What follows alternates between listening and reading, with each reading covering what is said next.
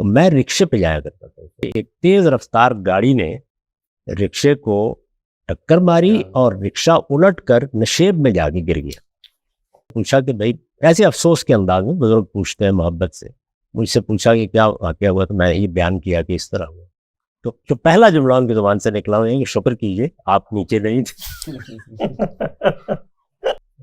لکھا تھا تو اس وقت وہ معذور ہو چکے، زیادہ چلنا پھرنا ممکن نہیں تھا ان کے لیے. میں نے معلومات ذکر نہیں کیا. بہت سے بزرگ وہاں گئے، میاں تقال محمد صاحب میری وہاں شریک ہوئے ولیمے میں یا دوسری تقریبات میں. میں اس وقت مرید میں تھا. بعد میں آیا اور میں نے آ کے مولانا کو بتایا، مولانا مولوی صاحب کو، اور ساتھ ہی یہ کہا کہ میں نے اس لیے جسارت نہیں کی آپ کو دعوت دینے کی. مولانا نے فرمایا کہ آپ کا کام دعوت دینا تھا، معذرت کرنا تو میرا کام تھا، آپ نے میرا کام بھی خود ہی سنبھال لیا. معلوم ہونا شروع ہوا کہ باہر بھی یہی صورتحال ہے. باہر دیکھیے آپ، مولانا سید اللہ صاحب موجودی بقاعدہ یاد. معلوم ہو گیا کہ عصر کے بعد وہ بیٹھتے ہیں تو آپ جب چاہے جا سکتے ہیں. تو سائیکل ہی ہوتی تھی اس وقت ہمارے پاس. ہاں، ڈاکٹر اسرار صاحب کے بارے میں معلوم ہوا ہے، کرشن نگر میں ہوتے ہیں، وہاں پر وہ درس دیتے ہیں. سلامتی ہے ان آنکھوں پہ جو ہدایت پہ نظریں جمائے بیٹھی ہیں، ان کانوں پہ جو ذکر خیر کے منتظر رہتے ہیں، اور ان قدموں پہ جو ہدایت کی راہ پہ گامزن ہیں. کراچی کے حوالے سے کچھ ماضی کی یادوں لوگوں تک پہنچائی تو لوگوں نے کافی پسند کیا اس کو. تو ایک دوست نے کہا کہ لاہور کے حوالے سے بھی کچھ جو ہے چیزیں سامنے آنی چاہیے کہ لاہور کیسا ہوتا تھا، وہاں کا جو ثقافتی منظرنامہ ہے، ادبی منظرنامہ، اگر ہم آپ کی آنکھوں سے دیکھ سکیں تو آپ جب یاد کرتے ہیں پرانے لاہور کو تو کون لوگ آپ کو یاد آتے ہیں، وہاں کی آپ کی کیا خوشگوار یادیں ہیں؟ میں نے اس پر کوئی لکھا بھی ہے. اب آپ نے پوچھا تو میں عرض کرتا ہوں کہ میں یہ نہیں کہتا کہ اب لاہور ویسا نہیں ہے. میں کیوں نہیں کہتا؟ اس لیے کہ لاہور سے اب میرے تعلق کی وہ عملی نوعیت نہیں رہی. ذہنی اور جذباتی تعلق کی اپنی سطح ہے، وہ قائم رہتا ہے. لیکن اب یہ نہیں ہے کہ میں بھی ان مجلسوں میں جاتا ہوں، میں بھی اسی طرح سڑکوں پر پھرتا ہوں، میں بھی اسی طریقے سے لوگوں سے ملتا ہوں. ایک عرصہ ہو گیا ہے کہ میں ایک دوسری زندگی میں داخل ہو چکا ہوں. اس نوعیت کا اب عملی ربط نہیں رہا. تو میں نفی کا تبصرہ نہیں کرتا، لیکن جو میرا وہ زمانہ ہے جس میں ایک طالب علم کے طور پر لاہور میں آیا، پہلی مرتبہ میں نے ایک دیہات سے آ کر دیکھا کہ کتابوں کی بڑی دکانیں کیا ہوتی ہیں، فیروسس کیا چیز ہے، یونائٹڈ پبلشرز کیا چیز ہے. مجھے پہلی بار یہ معلوم ہوا کہ علماء کس کس قسم کے ہوتے ہیں. میں نے اس سے پہلے مسجد یا مدرسے سے متعلق علماء دیکھے تھے. لاہور میں آ کے مجھے اندازہ ہوا کہ نہیں، بغیر داڑھی کے بھی علماء ہوتے ہیں. ڈاکٹر سید عبداللہ کی قسم کے بھی علماء ہوتے ہیں. اسی طرح ڈاکٹر صوفی ضیاء الحق صاحب جیسے بھی علماء ہوتے ہیں. تو یہاں آ کے ظاہر ہے کہ میں 10ویں کا امتحان دینے کے بعد 1967 میں 1967 میں یہاں آیا تھا اور گورنمنٹ کالج میں نے آ کے داخلہ لیا. تو مجھے تو بالکل یہ محسوس ہوتا ہے کہ میرے زمانے کا لاہور تو علم کی، ادب کی، تہذیب کی ایک کہکشاں اپنے اندر لی. یعنی اس میں آپ کو فرصت ہی نہیں تھی کہ آپ کسی اور چیز کی طرف نگاہ اٹھا کے دیکھیں. میں جا کے گھنٹوں لائبریریوں میں بیٹھتا تھا، اور لائبریری اتنی بڑی لائبریری، یعنی میں اپنے بچپن کو جب یاد کرتا ہوں تو ہمارے یہاں پاک پتن شہر میں ایک میوسپل لائبریری، ایک بڑے مشہور آدمی تھے وہاں کے، بعد میں وہ پیپلز پارٹی کے ٹکٹ پر غالباً MNA بھی منتخب ہوئے، راؤ ہاشم صاحب. ان کے گھر کے بالکل سامنے تھی لائبریری. میں نے بڑا وقت اس میں گزارا ہے. پہلی مرتبہ اخبار، رسائل، یہ اسی میں پڑھنے سیکھے. ظاہر ہے کہ ہماری طرح کے لوگ جو ذرا نچلے متوسط طبقے سے تعلق رکھتے ہیں، ان کے پاس اتنے وسائل نہیں ہوتے کہ وہ بچپن ہی میں چیزیں خرید لیں. تو میں ہر روز وہاں جاتا تھا، پڑھتا تھا. لیکن وہ لائبریری کتنی بڑی تھی؟ وہ اتنی بڑی تھی جتنی آپ اس گھر میں بیٹھے ہوئے. وہ بڑی لائبریریاں کیا ہوتی ہیں، ان میں کس طرح مخطوطات موجود ہوتے ہیں، کتابیں. میرے لیے تو لاہور ایک بالکل نئی دنیا تھی. میں کبھی کبھی کہتا ہوں کہ میں نے پتھر کے زمانے سے دور حاضر تک کا سارا سفر ایک زندگی میں کیا ہے. یہاں میں نے دیکھا کہ آہستہ آہستہ مجھے معلوم ہونا شروع ہوا کہ گورنمنٹ کالج کے اندر، گورنمنٹ کالج میں جہاں مرزا منور صاحب، یعنی ایسے لگتا تھا کہ علم و ادب کی ایک درسگاہ کھلی ہوئی. مجھے نہیں معلوم کہ آپ کو مرزا صاحب کو دیکھنے یا ان سے بات کرنے کا موقع ملا ہے یا نہیں ملا. ایک وقت میں وہ نہ صرف یہ کہ گورنمنٹ کالج کے اساتذہ میں بہت ممتاز تھے، بلکہ وہ ہماری لاہور کی مجلسی زندگی کی بھی روح رواں تھے. آپ جہاں ان کو سنیے، جہاں دیکھیے. آخری درجے کے مسلم لیگی، قائد اعظم کے عاشق زار، اقبال کو وہ اپنا مرشد کہتے تھے. اقبال ہی پر ان کی زیادہ تصنیفات بھی ہیں، ایقان اقبال، میزان اقبال، اس طرح کی. مرزا صاحب کی جو تعلیم و تدریس کی جگہ تھی، یعنی وہ اپنے کمرے میں بیٹھ کر پڑھاتے تھے. گورنمنٹ کالج میں ایک زمانے میں یہ روایت بھی تھی کہ اگر آپ کے طلبہ کم ہیں تعداد میں، مثال کے طور پر ایک کلاس میں 50 طالب علم ہیں تو پھر تو وہ کلاس روم میں ہوگی. اگر وہ 10-15 ہیں تو اساتذہ اپنے کمرے میں بلا لیتے ہیں. اس میں 8-10-15 کرسیاں پڑی ہوتی تھیں تو وہ ایک بالکل مختلف نوعیت کی فضا بن جاتی تھی. ہم نے ان کے کمرے میں حفیظ جلندری صاحب کو آ کے کلاس میں بیٹھتے ہوئے دیکھا، اور اس طرح کے بہت سے بزرگ، عابد صاحب آ گئے ہیں، فلاں آ گئے. لاہور کی گویا ایک طرح سے جو مجلسی زندگی تھی اس کا ان کی صحبت میں ظہور ہو جاتا تھا. اسی طرح ہمارے اردو کے شعبے کے سربراہ تھے ملک بشیر الرحمان صاحب. سب سے پہلے تو آپ جس درسگاہ میں آتے ہیں تو وہاں آپ کا صابر لودھی صاحب، غلام ثقلین نقوی صاحب مشہور افسانہ نگار ہیں. اس طرح کے لوگ تو خود کالج کے اندر موجود. اسی طرح سے ہم فلسفے کے طالب علم تھے تو مختار حسین صدیقی صاحب ایک زمانے میں جو ہمارے یہاں ایگزسٹنشلزم کی بحثیں ہیں ان سے ہم متعارف ہی پہلی بار ان کی مساتذ سے ہوئے. ڈاکٹر اجمل صاحب تھے، ان کی بھی ایک بڑی حیثیت بعد میں رہی. اسی طرح کا معاملہ پروفیسر سعید شیخ صاحب کا تھا جنہوں نے علامہ اقبال کی ریکنسٹرکشن ریلیجیس تھاٹ ان اسلام پر حواشی لکھے ہیں اور شاید سب سے زیادہ مفصل اور تحقیقی حواشی انہی کے ہیں. اس سطح کی شخصیات سے تو خود کالج میں معاملہ ہو گیا. مجلس اقبال ہوتی تھی ہمارے یہاں جمعرات کے دن، اس میں ویسے کینٹین پر بننے والی چائے اور ہمارے وہاں کے صاحب کے بنائے ہوئے پکوڑے بھی اپنے اندر بہت کشش رکھتے تھے، لیکن خود مجلس بھی بڑی کشش، لنگر کا بھی اہتمام ہوتا تھا ایسا ہی. تو وہ مجلس جب منعقد ہوتی تھی تو آپ دیکھیے کہ شام کے وقت مجلس ہے، کالج میں صبح کلاسز ہیں، جمعرات کے دن یہ خیال بھی نہیں ہوتا تھا کہ آج گھر جانا. وہ مجلس منعقد ہوگی، اس میں اساتذہ کو سنیں گے، ان کے تبصرے سنیں گے، اور اس مجلس میں ہم نے بڑی شخصیات کو دیکھا. میں نے پوری زندگی میں اگر کوئی چیز پڑھی ہے شاعری کی نوعیت کی میں کبھی نہیں پڑھتا. اپنے کوئی اشعار سنائے ہیں تو مرزا صاحب میرے استاد بھی تھے، مرزا منور صاحب، ان کے ارشاد کے مطابق یا امتثال امر میں عارف عبد المتین صاحب کی صدارت میں سنائے. تو ہمارے وہاں پہ یہ فضا تو وہاں تھی. آہستہ آہستہ معلوم ہونا شروع ہوا کہ باہر بھی یہی صورتحال ہے. باہر دیکھیے آپ مولانا سید اللہ صاحب موجودی بقاعدہ یاد معلوم ہو گیا کہ عصر کے بعد وہ بیٹھتے ہیں تو آپ جب چاہے جا سکتے ہیں. تو سائیکل ہی ہوتی تھی اس وقت ہمارے پاس. ہاں، ڈاکٹر اسرار صاحب کے بارے میں معلوم ہوا ہے کرشن نگر میں ہوتے ہیں، وہاں پر وہ درس دیتے ہیں. مولانا ابو الخیر مودودی، ان کی مجلس بہت مشہور تھی، ماڈل ٹاؤن میں تھے. وہاں پہ آپ احمد ندیم قاسمی صاحب کو، کاظم الصباغ صاحب کو، یعنی علم ادب اور دوسرے مختلف شعبوں کی شخصیات وہ شام کے وقت جمع ہو جاتے. فیض صاحب وہی تھے. حفیظ صاحب کا گھر، لوگ جاتے تھے وہاں بیٹھتے تھے. اور اس میں ہوتا کیا تھا، یعنی بارہا ہم خود طالب علم 2-3 مل کے گئے، پہلے سے وقت نہیں لیا ہوا، جا کے دروازے پہ جا کے گھنٹی بجائی اور ملاقات کی اجازت ہوئی.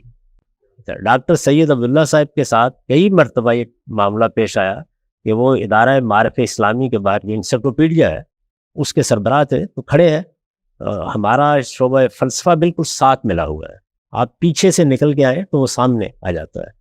تو آئے ڈاکٹر صاحب ہے، کوئی سوال پوچھ لیے، وہ نکل رہے ہوتے تھے گھر جانے کے لیے. سمنا بعد میں کرتا ہوں کا پیدل چل رہے ہیں ساتھ اور ڈاکٹر صاحب کی تقریر جاری ہے تو آپ بات سنتے سنتے گھر پہنچ گئے. یہ صورتحال تھی. ڈاکٹر برہان احمد صاحب فاروقی، آپ اندازہ کیجئے کہ میری بہن نسبت روڈ پر رہتی تھی، بڑی بہن. میں کچھ عرصہ اس کے پاس مقیم رہا، بھی میرے والدین منتقل نہیں ہوئے تھے، میں آ گیا تھا یہاں پہ، ان کو گھر بیچ کے بعد میں آنا تھا. تو ڈاکٹر برہان احمد فاروقی صاحب کو میں نے نسبت روڈ پر پیدل چلتے ہوئے بارہا دیکھا کہ وہ جا رہے ہیں، خاص طرح کی شیروانی پہنی ہوئی، اسی طرح کی پرانی وہی ترکی ٹوپی، اور چلنے کا ایک خاص انداز، بولنے کا ایک خاص انداز. تو جا کے درخواست کی، کوئی سوال کر لیا، ڈاکٹر صاحب نے کہا آئیے بات کر رہے ہیں، وہ دیال سنگھ لائبریری جا رہے ہیں یا اسی طرح سے کہیں کوئی لیکچر دینے کے لیے جا رہے ہیں، پیدل چلتے ہوئے آپ ان سے استفادہ کر سکتے. ڈاکٹر صوفی ضیاء الحق صاحب عربی زبان و ادب کے بے نظیر استاد، گورنمنٹ کالج میں برسوں پڑھتے پڑھاتے رہے. ان کا تو ایک بڑا دلچسپ واقعہ بھی ہے. ہمارے یہاں پاک پتن میں جب میں ابھی اسکول میں تھا تو میرے صدر مدرس تھے، استاد بھی رہے، سید شیر محمد صاحب، بہت فاضل شخصیت تھے. انہوں نے وہاں پر ایک مذاکرہ منعقد کروایا اور مشاعرہ بھی پاک پتن میں.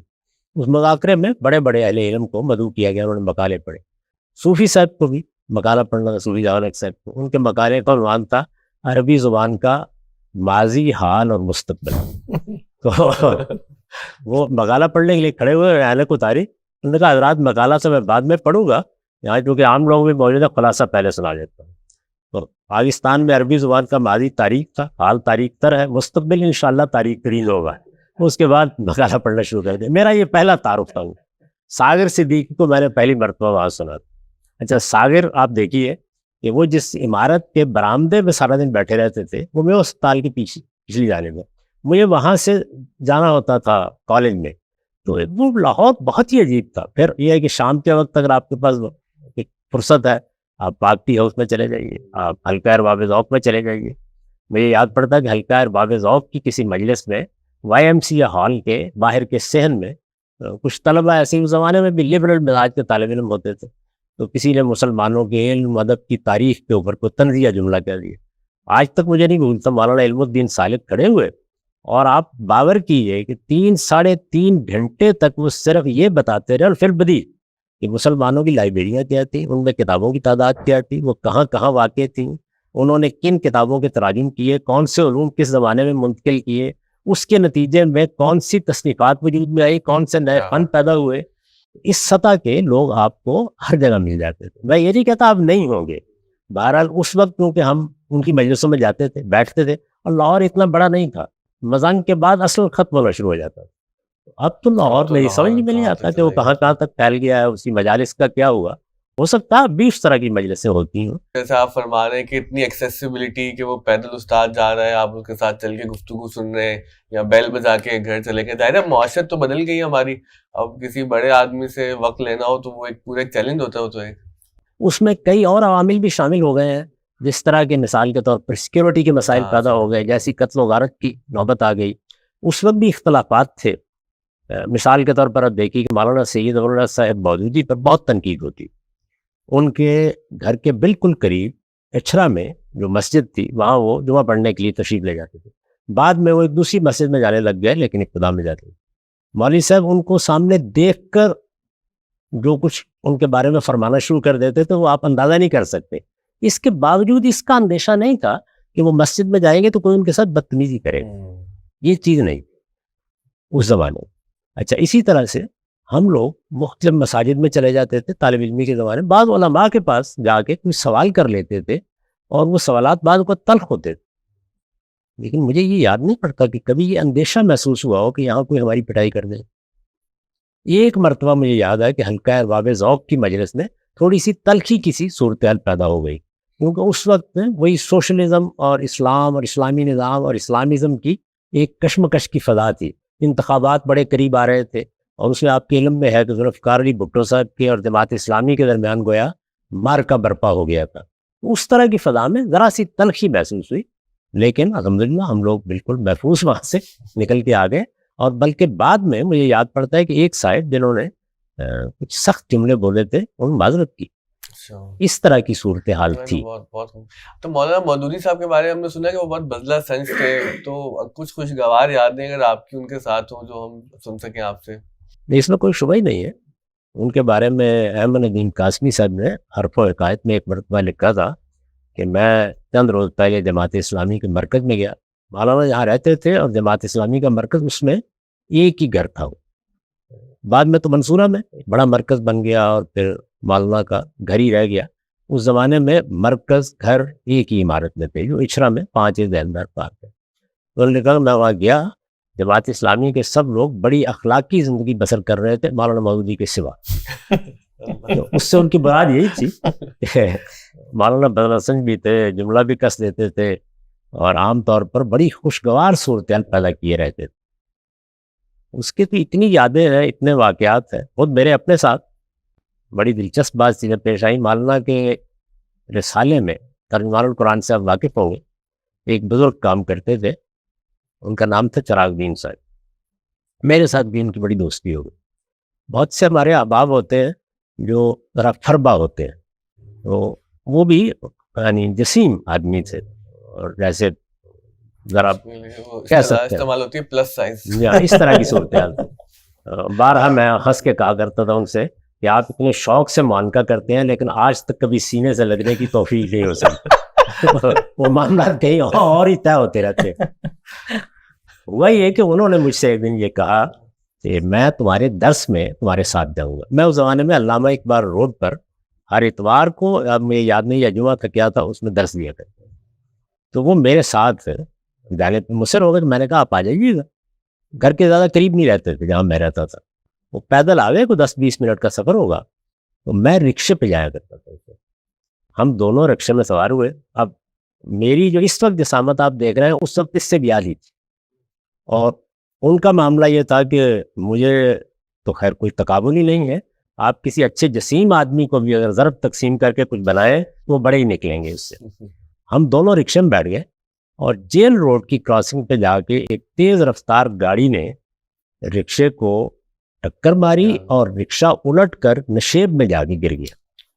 تو اب آپ یہ دیکھیے کہ جب وہ گرا ہے رکشہ تو صورتحال یہ بنی کہ وہ نیچے اور میں اوپر تھا. تو اب سنیے ذرا، اس میں ان کا بازو ٹوٹ گیا. مجھے خراش بھی نہیں آئی. شام کے وقت معمول کے مطابق میں مولانا کی مجلس میں تھا. مولانا بیٹھتے تھے. عصر کے بعد میں نے آپ سے عرض کیا وہاں پہ. تو اب ظاہر ہے کہ وہ تو ان کے دفتر میں کام کرتے تھے. مولانا کو اطلاع ہو چکی تھی. تو انہوں نے پوچھا کہ بھائی، ایسے افسوس کے انداز میں بزرگ پوچھتے ہیں محبت سے، مجھ سے پوچھا کہ کیا واقعہ ہوا. تو میں نے یہ بیان کیا کہ اس طرح ہوا. تو جو پہلا جملہ ان کی زبان سے نکلا وہ یہ کہ شکر کیجیے آپ نیچے نہیں تھے. ان کیا جملہ رہتا نہیں تھا. ایسے ہی میری شادی ہوئی، نکاح تھا، تو اس وقت وہ معذور ہو چکے، زیادہ چلنا پھرنا ممکن نہیں تھا ان کے لیے. میں نے مولانا ذکر نہیں کیا. بہت سے بزرگ وہاں گئے. میاں تقال محمد صاحب میری وہاں شریک ہوئے ولیمے میں یا دوسری تقریبات میں. میں اس وقت مرید کے میں تھا. بعد میں آیا اور میں نے آ کے مولانا کو بتایا، مولانا مولوی صاحب کو، اور ساتھ ہی یہ کہا کہ میں نے اس لیے جسارت نہیں کی آپ کو دعوت دینے کی. مولانا نے فرمایا کہ آپ کا کام دعوت دینا تھا، معذرت کرنا تو میرا کام تھا. آپ نے میرا کام بھی خود ہی سنبھال لیا. کیا